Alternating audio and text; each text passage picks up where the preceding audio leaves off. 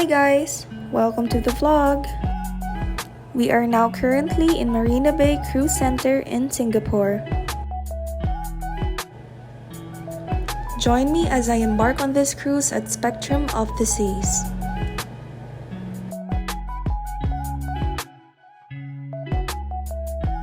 So ayan, nakapasok na tayo and this is the main dining room. We are now going to our muster station.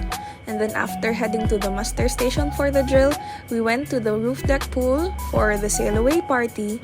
So you can see very lively ang mga tao, mainit pero kaya yan. After that, we went to solarium. This is an adults only area na may mga pools and this is located sa pinaka front ng ship.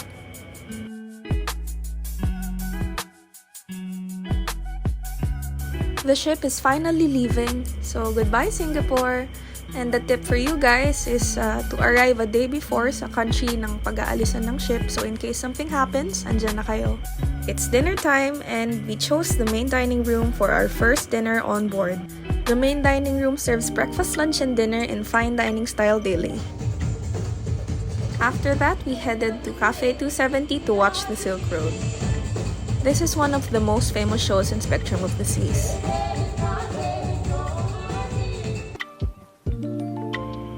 And we're now heading to our room. Room tour!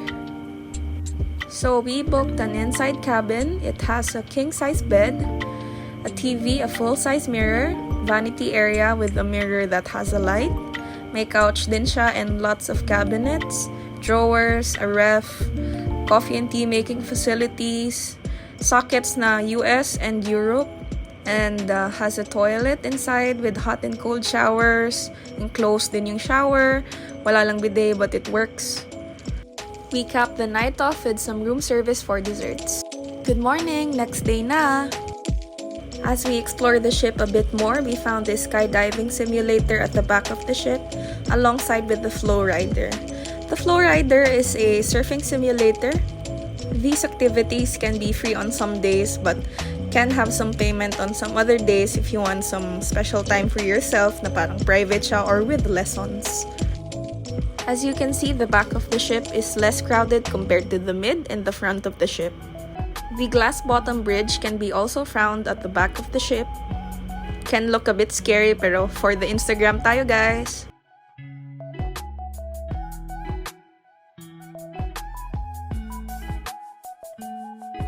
After that, we headed to the main pool deck located at the midship. We headed to Sorrento's before our laser tag activity. These activities are already included in your fare, but you only have to reserve your spot via the app. Meron ding mga mini games dyan sa taas and they also have a hot dog stand which is also free. For the second night dinner, we headed to the MDR once again since it's fine dining, so ulitin natin to. For tonight's menu, it's a taste of France. The service style is in fine dining, but you can order as much as you want and I started with the French onion soup. I also got an escargot which was amazing. My husband got the crab cake which was just okay. And syempre, dahil order all you can, I also got the mozzarella sticks. It was cheesy and so good. And now we're back to exploring the ship. We are now here at the Royal Theatre.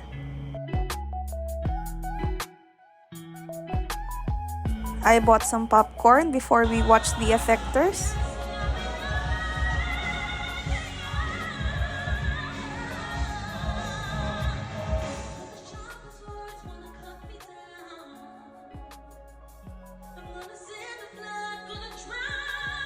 After the amazing show, we headed to the music hall for some nightcaps. Good morning! Next day na ulit! Meron tayo ditong joint exercise sa Cafe 270 kung saan pinalabas yung Silk Road 2 nights ago. 7-8 music. Let's go.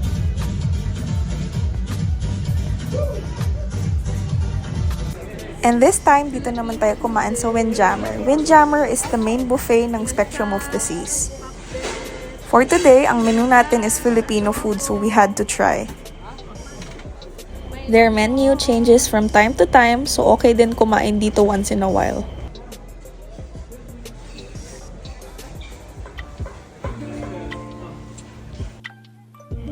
And this is the Royal Esplanade. Normally, dito nangyayari yung mga ganap, like may mga sale, may mga bars din dito, restaurants, cafes. As of the moment, maraming tao because may sale na naman.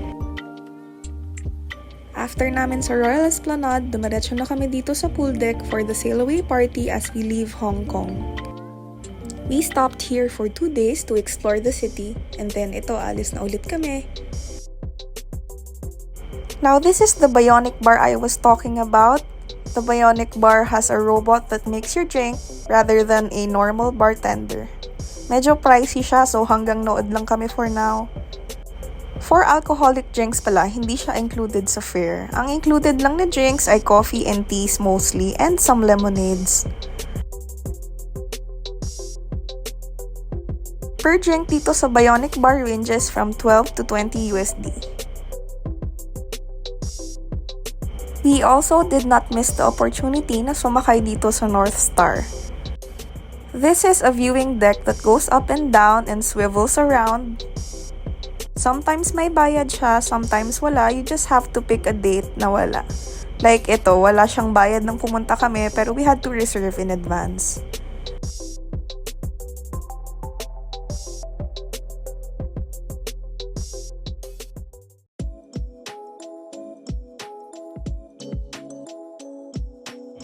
Lumabas na naman kami and this is the view of the ship from the outside. And this is the last night na namin, so meron silang pa-performance sa main dining room. Yan yung mga nag-serve sa amin ng mga wait staff. And mostly, mga Pinoy sila. Nakakatuwa kasi kahit nasa ibang bansa ka, nararamdaman mo pa rin na parang nasa Pilipinas ka. Dito ko talaga na-experience na yung mga Filipinos always give the best service kahit nasa ang bansa pa sila.